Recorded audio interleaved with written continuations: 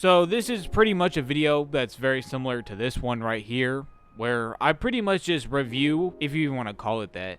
I talk about a bunch of games that I played this year, at least the ones that I thought were actually worth talking about, and I give my opinion on them, rate them, score them, do all that good shit. I don't go out of my way to play dog shit games, because why the fuck would I do that? Especially for free, that sounds miserable. So for the most part, these are games that I would actually recommend. So you could use these as like game recommendations if you're looking for some, but at the same time, I also need more games to play. So please, for the love of God, give me some suggestions to play, and I'll probably make a video on them, maybe. In 2026, I want to be a lot more consistent on YouTube, actually try a little bit, put some effort into something. So I need ideas. And also, again, these are just my opinion. I know that's crazy that this is an opinion-based video, so you might not agree with everything I say, which is perfectly fine. So, yeah, enjoy.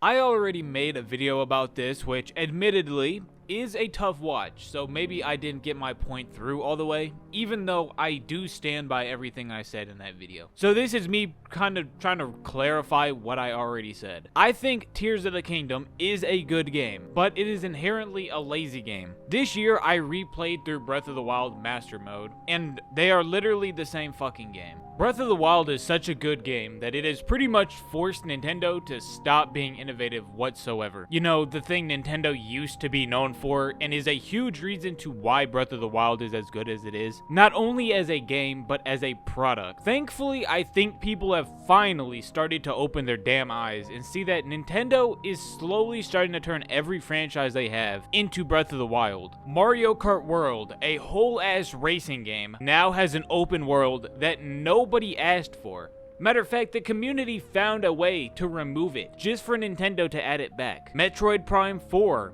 has a giant empty desert that nobody asked for, and literally goes against what Metroid is as a franchise. To me, Tears of the Kingdom is lazy because they didn't improve on anything. I love Breath of the Wild, but it has its problems. For instance, the durability mechanic sucks. Nobody will ever convince me that the durability mechanic is good, because once you play the game with the durability mechanic and then you mod it out, they are two different games. These games, both Breath of the Wild and Tears of the Kingdom, are so much better when you can actually use the weapons you have. It not only makes loot feel valuable and have like meaning behind it, but it actually makes you want to engage in the combat, especially in Master Mode. If every enemy I'm fighting has this stupid inflated amount of health, and they can kill me in one hit, why the fuck am I gonna fight anything if I'm gonna lose like 5 weapons just to kill a simple goblin? An entire part of the game is just lost because you don't want to lose any of your weapons. Again, why the fuck would I want to fight anything if this cool weapon that I got that actually does something is going to break in 5 hits? I'm telling you, download a mod to remove the durability mechanic and you'll thank me later. I know a lot of people had a problem with like the UI in Breath of the Wild, but honestly, I didn't really have that much of a problem with it until Tears of the Kingdom, where they made it worse. I think it was passable in Breath of the Wild because there wasn't a million different things for you to use and scroll through. But with Tears of the Kingdom and the fuse mechanic, you will end up scrolling through this long-ass list of just random bullshit, half of which you will never fucking use, just to find one specific item. Then the building mechanic really isn't that fun, if I'm going to be honest. Like, it's a cool idea, and using it in some of the puzzles and using it to complete some of the shrines is kind of fun, but overall, it is not that big of an improvement or an addition to really make this game any better than Breath of the Wild. And once you realize that you can just use dominant strategy to remove any of the challenge from the Sky Islands, it's really not that fun. Not a bad idea, but to me, it really wasn't all that. And also, and maybe even the biggest reason here, Tears of the Kingdom reuses the same exact map, which I don't know how people have talked themselves into liking this. For a game based entirely on exploration, is it not lazy to copy and paste the same exact map? But what about the Sky Islands and the underground? Oh, you're talking about the little rocks in the sky and the pitch black wasteland with nothing in it? It's literally just darkness. There is nothing there. To me, the only real improvements that this game made was the sages. I like them following Link around. Plus, with some mods, they become way better. To me, Tears of the Kingdom is no different than what Ubisoft does with Assassin's Creed or Far Cry. But I guess because it's Nintendo, they just can get away with it. As much as I'll bitch about this game, it was fun. And I think that it's an objectively good game because it's a literal copy of an already good game. If you enjoyed Breath of the Wild, you will like Tears of the Kingdom. Ultimately, I wanted more. I wanted Nintendo to improve and expand upon Breath of the Wild and what it was about. I didn't want them to literally copy and paste everything from Breath of the Wild and just make a fat ass expansion pack. This game fucking sucks. I'm just gonna say that right now. I was gonna make a video about this game, but it's so fucking bad that making a video on it would have just been a waste of time. Because I only got about maybe 5 hours in before I just called it quits. If I had to describe it, it's pretty much like Xbox 360, PS3 shovelware. Honestly, words can't even describe the level of ass this game is. I mean, everyone on the internet who does game reviews has already shit on this game. There's nothing new I can say about it. This game just genuinely sucks. Do not ever touch this. Even if it's free, do not download it. Because you know damn well you will never touch this game again. It's the type of ass where it's not even worth playing to see how bad it really is. It's just bad.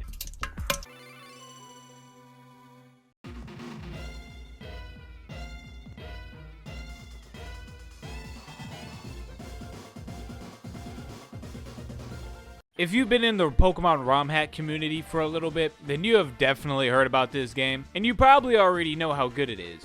But for those who haven't played it, play this shit. This is regarded as one of, if not the best Pokemon ROM hack out right now, and I wouldn't say you're wrong for thinking that. It has everything you want from a Pokemon game. We're talking hella Pokemon, megas, tough trainer battles, a unique story and region, and no grinding. I think a problem that many ROM hacks have is the lack of real game design experience, because they either just don't know how to actually teach the player what to do, or just how to progress the game. Unbound doesn't have that problem. You are never lost or confused about where to go or what to do, like the main story or side quests, which is also something. Yes, there is side quests in this game, which is probably weird to somebody who hasn't played ROM hacks before. Look, this is clearly a passion project made by a real Pokemon fan, or Pokemon fans, because I think multiple people made this game. But you get what I'm saying. Real, authentic Pokemon fans who understand what makes these games fun, had a cool and unique idea and a genuine drive to make a good Pokemon game. And they were able to do that. The amount of love, care, and just overall effort that went into this game is crazy. All the small details and just attempting to create a complete and full product is amazing. I mean, they have a fully fleshed out post game, something that used to be a staple in Pokemon games, and what makes all the great Pokemon games stand out from the rest. It is truly sad to me that a small group of people with not even the fraction of the budget Nintendo or Game Freak has were able to make a Pokemon game so much better than anything that Game Freak has made in the past decade. Look, if you haven't played this game yet, just play it. This shit won't disappoint you. Next, we have a very small indie game, and I mean a very small indie game, called Gloomwood. If you're somebody who's into Thief and Dishonored, then this is probably a game that you would like. Now, I have to say, it is very early access, and there is a lot of work that needs to be done. Pretty much, as of right now, this is pretty much just a really big demo. So what I'm doing is I'm investing in this game early. I got this game for about $5, so if this shit never improves and just stays as a demo, then whatever. It's $5. I'm not going to complain about it. But I honestly think that this game could be really good if the developers lock in. For right now, I've pretty much beat the game, or done what needs to be done, or I beat the demo. That's in short terms, I have beat the demo. And I can say for a fact, I think the beginning of the game is pretty good. It is solid, it feels like a fully fleshed out idea. But the city itself needs to be expanded upon. If you ask me, it feels way too dead. It needs to feel alive, like an actual city, which I know kind of goes against what this game is about, since there's a whole fucking plague and there's all this shit that's locking everyone inside and whatnot. But there needs to be more shit in the city, or at least more of like a threat while exploring the city. I also think this game would do wonders if they found a way to make traversal more fun. I think the Resident Evil inventory system was a really good decision though. Same with the werewolf boss at the very end of the demo, pretty much the only boss in this entire demo. I thought that was a genuinely cool and well-designed experience, and is a really good challenge. For the first time in this game, I actually had to use my brain to figure out a way to actually kill him. And the fact that my stupid ass idea worked was kind of cool. I didn't expect it to work that way, but there is a lot of ways to go through each mission, and I think that is really cool. Again, I am just investing in this game really early because I think it could be something. But if not, I had fun playing the demo.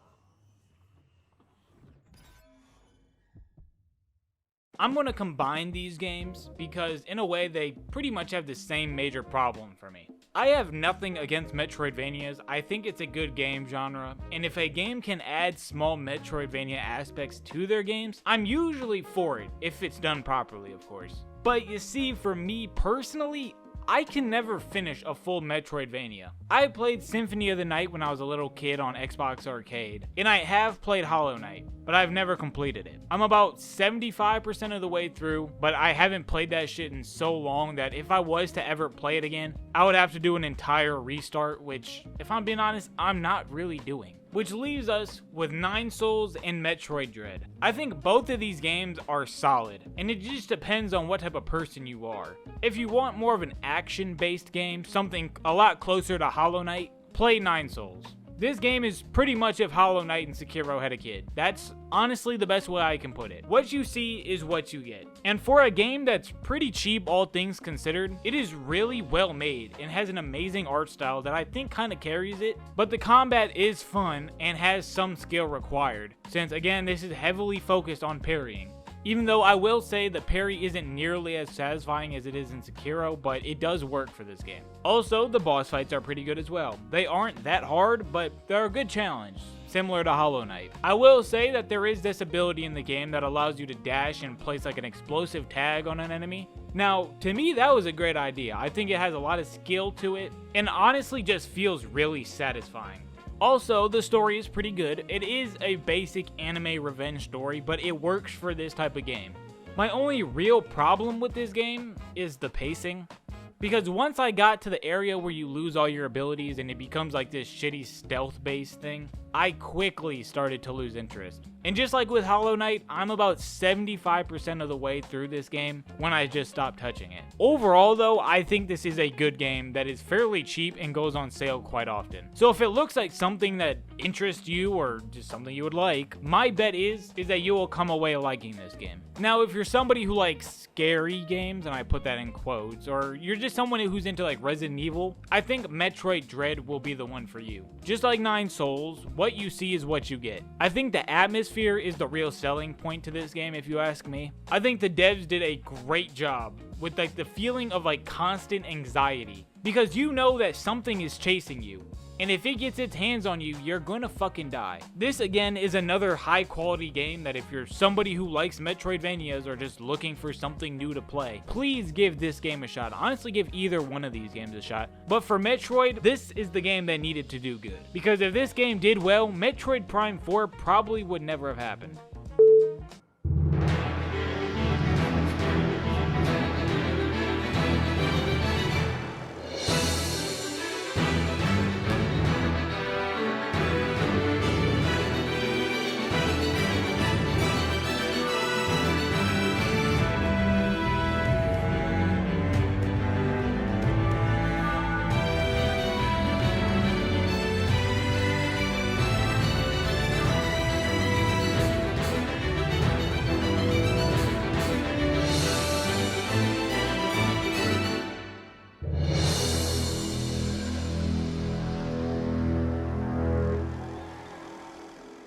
Look, I love Naruto, and I needed a game that I could just relax and play on my PS5 that has infinite playtime, and that ended up being Storm Connections. There's not much to really say about this game because it's fun for all the same reasons all the other Storm games are fun. You get to play as your favorite Naruto character. It's pretty much that simple. What brings this game's score down is how lazy this shit is. Outside of like the free battle mode, everything else fucking sucks. The unique story is so fucking bad. Like, I genuinely don't know how to describe it. I don't even know how they allowed this shit to get shipped. That's how bad it is. Like, words cannot explain how bad and lazy this is. 'Cause we're friends.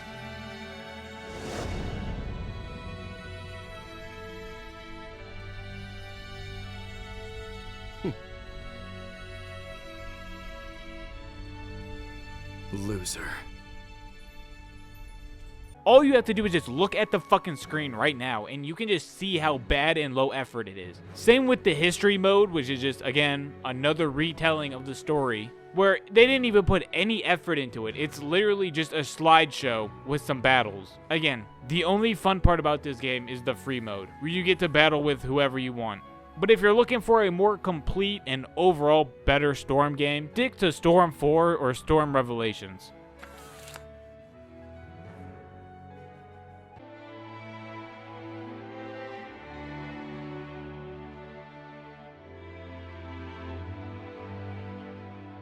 Yes, another ROM hack has made the list, but this one is kind of unknown and it's actually pretty good. It is flawed, don't get me wrong, but this is something I can get behind. This game has something modern video games heavily lack, and that's soul. You can tell that the people doing this really put their all into it, and that's something for me that will just instantly boost your grade. See, this is one hell of a passion project made by a bunch of people with not a lot of real game design experience. But overall, I think they did a pretty good job. If you ask me, this is the route I would have liked Game Freak to take when it comes to making Pokemon games.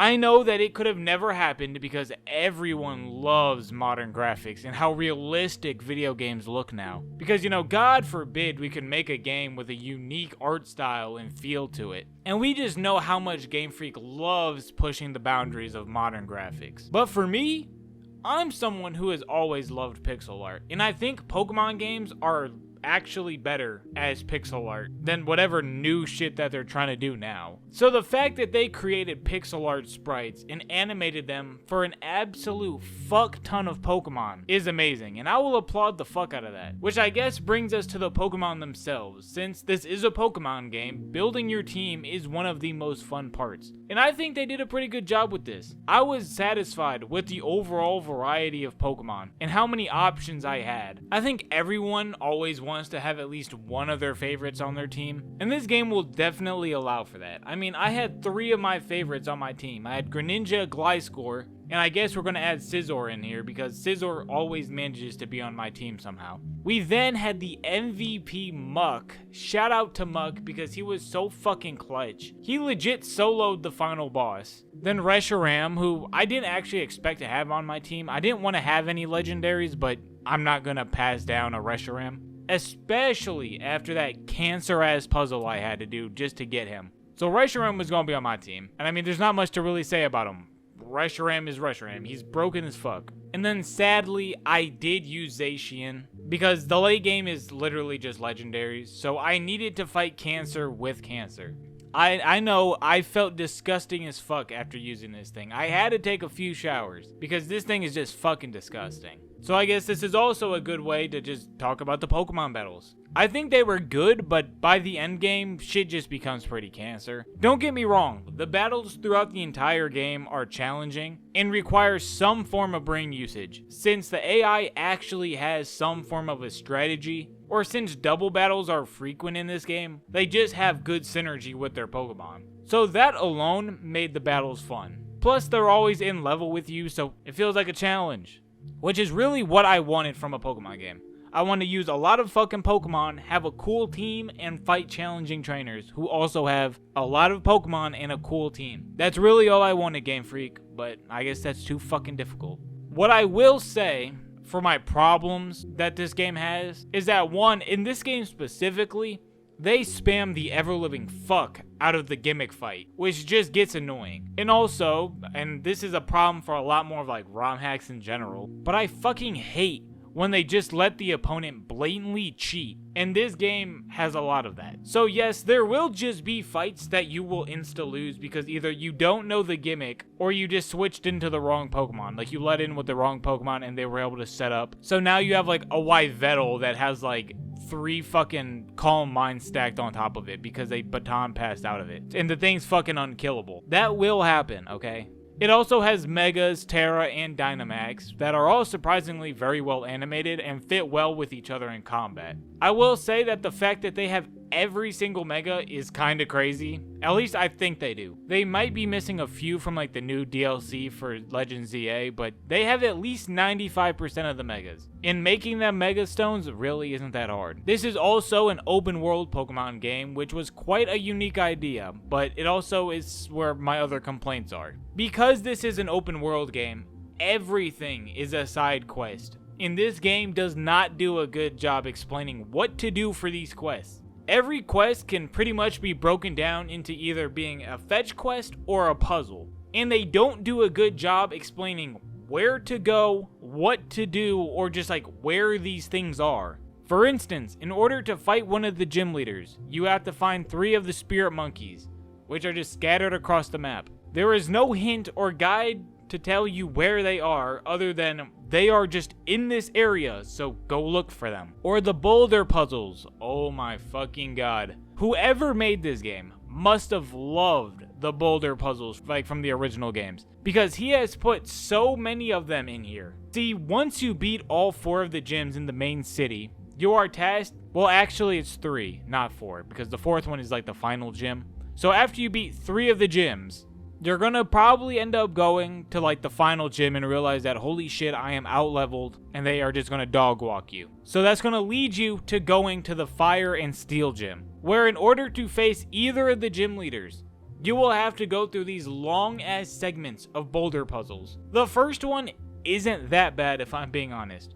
Like comparing it to the second one, it's really not that bad, but it's still incredibly annoying. The second segment is where I feel like most people will drop this game. It's that fucking bad. You have to go through 4 different dungeons of boulder puzzles, but these ones have like a unique twist to them where you can like you have to manipulate time and the boulder's locations during those specific times with no explanation on how this mechanic works. So trying to figure this shit out without a guide is actual torture, and even with a guide, it still doesn't make sense. The only thing that kept me going was the fact that you can get either Reshiram or Zekrom after completing them. Lastly, there is this puzzle which I think the idea is kind of cool, because everyone loves Battle Bond Greninja, so by completing this terribly annoying puzzle, you can get Battle Bond Greninja, even though Mega Greninja kind of makes Battle Bond useless, so I don't really know if it was really worth it in the end, but I did complete it. And this puzzle is literally you're just in this foggy ass area,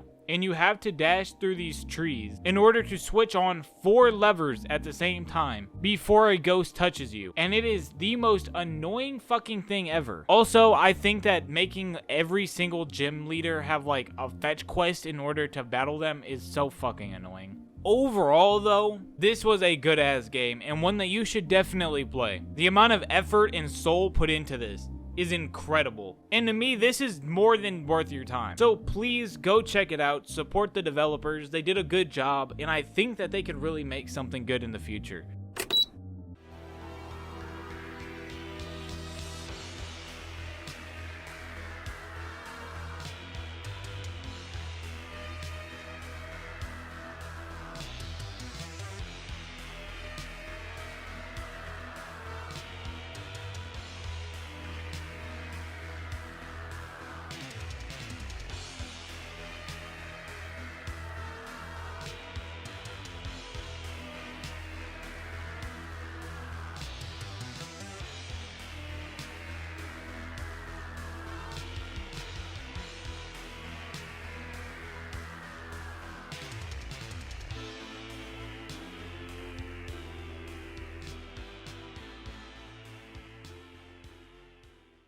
Another small indie game that made the list, and I really enjoyed this one. honestly, it might be my favorite out of all the indie games I've put on here. It's a survival horror game with simple turn-based combat, and a Lovecraftian setting which is used very well in this game. Even though the dude who made this game definitely has some weird fascination with teeth, I will say that overall, I think he did a really good job. And it seems that he frequently updates this game, so there's always new content. And just in general, there's a whole bunch of shit to do in this game. So you can put a fuck ton of hours into this shit if you want to. I'm not really going to talk much about the gameplay because truthfully, there isn't that much to talk about. Combat is turn-based and really only feels like a challenge during the first half of the game. So because this is a survival horror game, obviously you're going to have to pick and choose your fights, and you're going to have to be really conservative with your healing items as you explore to try to figure out what the hell is going on. I will say, I think the concept of time passing only as you enter new areas was a great idea, as it forces the player to engage in the game's mechanics and just actually explore. Also, I found just exploring through the first half of the game to be really fun, and even the choices you are presented are really good. For instance, there's this like little rat baby thing that you're gonna find pretty early on in your game, and you either have the option to save it, where eventually, if you choose to save it, it will join your party, or you can sacrifice it. But if you choose to save it, you're going to lose your arm in the process. Or meeting one of your first companions on floor 1, where he will inevitably be killed by his little pet rat. Small things like that really make the first half of this game fun and just show how much love and care went into this. My only real complaint about this game is that the second half falls off a cliff. Because at first, you have nothing, and you are incredibly weak, so the survival horror elements just add so much to everything. But eventually, as you continue to play, you just become incredibly OP, and it just turns into a turn-based party RPG, which kinda sucks, because I thought the survival horror elements were really good. I thought that's what really made the first half of the game so good. Also, I think the basement is just really shitty and kind of ruins the pacing of the game with these giant labyrinth level designs. And this game only lets you save in your apartment, so if you die, you're going to lose a fuck ton of progress, which just ends up being so demoralizing. Overall though, this is a really solid game that I didn't expect to be as good as it was. I think the person who made this game has a lot of potential and can really do something in the future. This is a really cheap indie game, so if it looks like something that you would like, then I would definitely recommend it. Look, I'm involved in things. Dangerous things.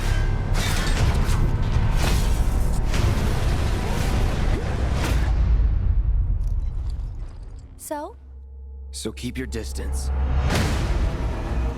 What was his name again? Cloud Strife. This is a one-time gig. When it's done, we're done. Come on, nobody do something this crazy just for money. You gonna stand there and pretend you can't hear the planet crying out in pain? I know you can! I'd worry less about the planet and more about the next 5 seconds.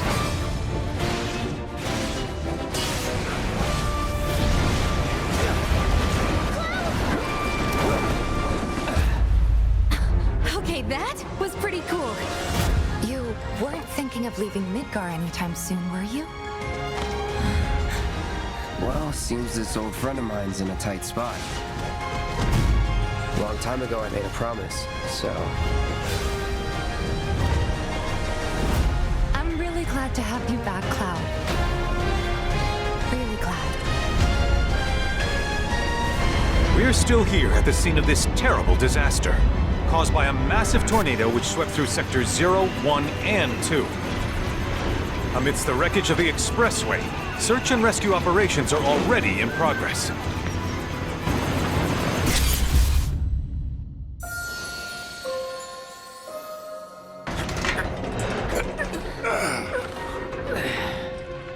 Wow. Just look at it all.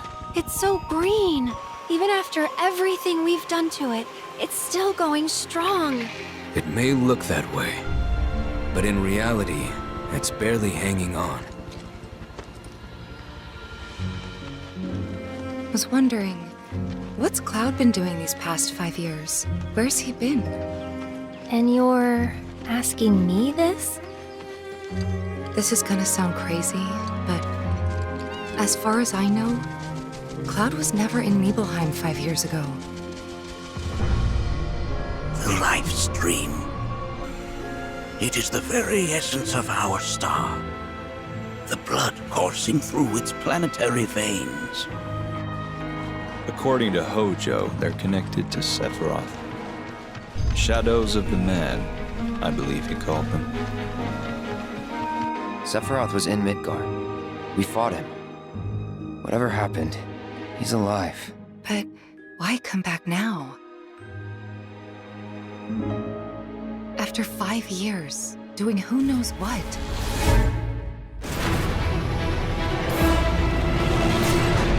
Well now, think we woke it up?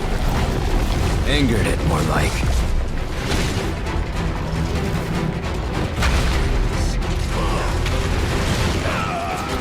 Feast your eyes on the Turk's latest and greatest, Elena.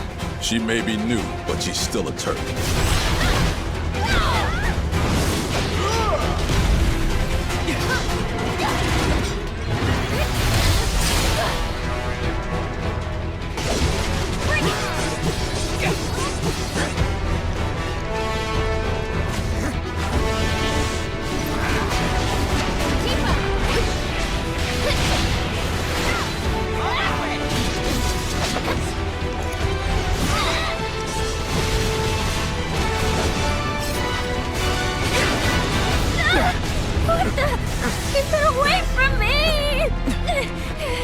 They say she's a monster, that she can peer inside you, into the very depths of your soul, that she can become those you hate, those you fear, those you love.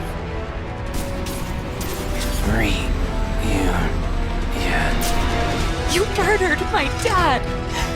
You burned my village! You know that I killed her. So, who is she?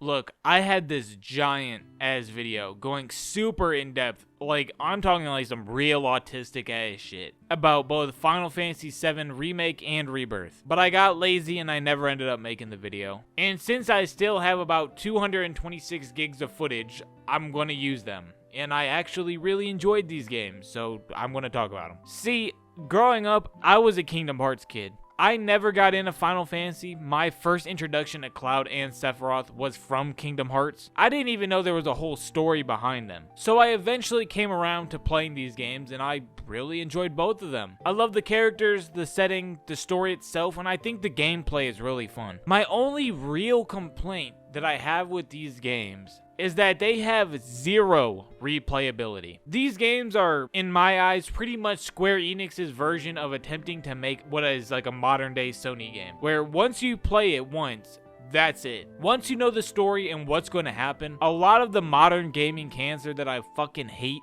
starts to show itself. But for a first time playthrough entirely blind, I enjoyed my time with both of these games and I was genuinely invested from start to finish. I'll start with what I think is the biggest positive for these games, and that's the story, which is crazy for me to say because I fucking hate movie games. But I'd also be lying if I said I didn't enjoy this story because I love the story of Final Fantasy VII. Again, I love the characters, I think the setting is cool, and it tells just overall a great story that has really good moments. I think all the cast of characters is really well done, but obviously my favorite is going to be Cloud. I think Cloud is such a good character, and I like seeing his character progression through both of these games. Now, I will say that them emasculating him in Remake was just wrong. They did not have to do him like that. And also, I'm Team Tifa, and she gets done so fucking dirty in both of these games. I know Aerith is like the canonical choice, I'm pretty sure, but Tifa gets no time to shine. Like, come on, bro. She cannot compete with this. Plus, Zack is the homie. He literally saved Cloud's life. And you repay your best friend who saved your life by cracking his ex. Shame on you. Also, and this might be one of the crazier parts, I forgot what it's called, but the card game in Rebirth is actually fun. I know, I never thought I'd see the day where I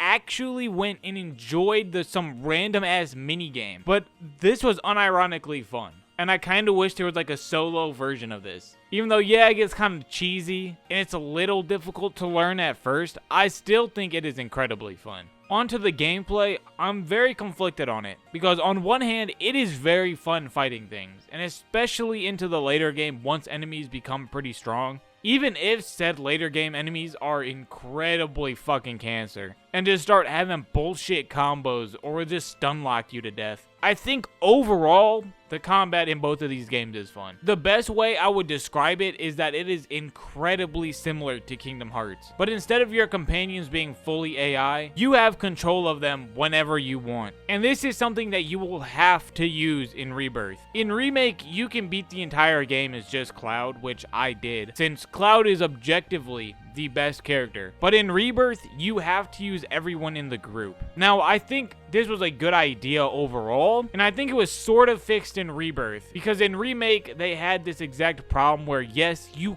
have to use everyone else, sort of, or the game wants you to use everyone else. But the problem is, in Remake, nobody felt good to use other than Cloud. And with Cloud being the objectively best character, there was never really a reason to use anyone else. Tifa just punches shit. Aerith is just the heal slave, and Barret is slow as shit and just stands there shooting something. Meanwhile, Cloud's swinging this fat ass sword doing all sorts of crazy shit. So is it really a surprise that I want to play as Cloud, the guy who does the most damage, who's the coolest character, instead of fucking playing as Tifa or Aerith? And you see, in Rebirth, this was technically fixed because everyone got buffed. Sort of. Now, there are 7 people on the team in Rebirth who, for the most part, all do something, except Tifa. The devs just fucking hate Tifa. She is objectively the worst character in probably every game in both of these games. Cloud is faster and has some AoE attacks. Barret now does a bunch of damage. Kate Sith kind of just exists. Red 9 can literally just nuke enemies. Like, what the fuck? Aerith is still the healer, and Tifa still punches shit. And then there's Yuffie, who just kind of she just does things, but she's kind of broken. Again, everyone is just better than Tifa, is what I'm trying to say here. Tifa gets no love. I'll also say the boss fights are a positive for these games, since I thought the majority of them were really fun. Now, there will be times when you are forced to use your brain a little and actually figure out what the best course of action will be, especially when you're close to losing a fight. And I'm not gonna lie, I really like this aspect of it, because I like the idea and like the tension and the pressure of having to make a choice that either wins you the fight, or if you make the wrong choice, you're gonna have to restart this like 40-minute boss fight, which is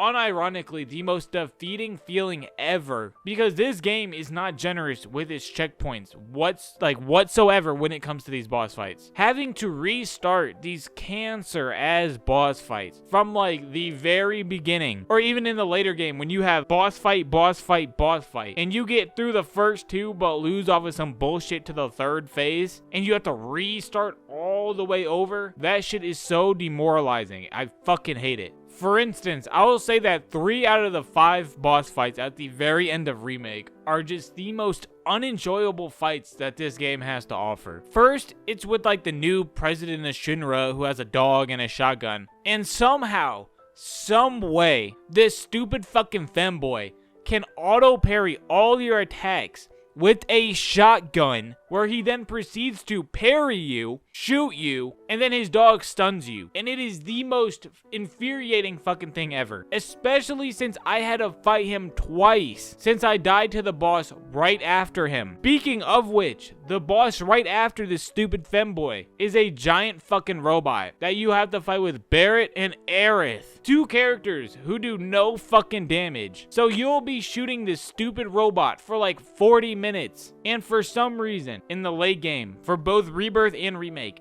every boss has like some broken, damn near undodgeable one-hit kill move. So as I was running away, I accidentally ran into Aerith, causing both of us to die, which made me had to restart both of these fights. Then finally, right before you get to fight Sephiroth, you have to fight these like 3 demon things, who all perfectly complement each other, by the way, where they can then fuse into like some dragon thing that literally does not stop attacking you. And I died to this thing twice, which made me have to restart all the way from before you even enter the stupid like Destiny portal thing. Now these games definitely suffer from what I like to call modern gaming cancer, where with how linear these games are, especially Remake, because Rebirth has like this open world sort of thing that has a little more exploration built into it, but Remake is just entirely a linear game, which has the problem of feeling as if you're just running or sometimes slowly walking through a hallway where you will fight some enemies,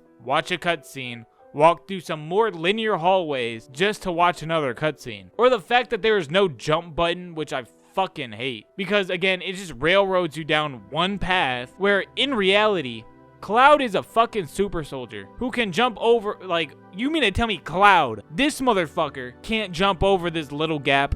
Now, I think these games can hide these flaws a little bit because, again, the combat is fun, and they have a good cast of characters, and the story is really good. But there are still moments where the game can't really hide these problems. For instance, when you enter Shenra's big mega building, you need to obtain a key card, and the key card is in this like receptionist desk, which is currently blocked off. And the only way to get through is by jumping across these lights hanging from the ceiling. So you pretty much just have to hold the left joystick up as you watch Tifa awkwardly jump between these lights. See, my problem is that there is only one path to go through, and there is absolutely zero chance of failing. This just making it a glorified loading screen. Why not just make this a cutscene at this point? But in the end, these were some good ass games, and if you're somebody who has never played them before, I'd say to give them a chance, because these were definitely my favorite games I played this year, and I'm looking forward to the final part. So yeah, that was pretty much it of all the major games I played this year that I thought were worth talking about. Obviously, there was some other ones here and there that I might end up making videos on, but for the most part, I think I had a decent year in gaming. I know for this year, I'm definitely going to be more consistent on YouTube, and I definitely will need more game suggestions because I kind of want to get out of my like comfort zone with it and try out some new games. So again, please, if you've made it this far, give me some suggestions. Tell me what you think about my opinions, what you agree with, what you disagree with. And yeah, if you haven't, like, comment, subscribe, and tell me how you guys think.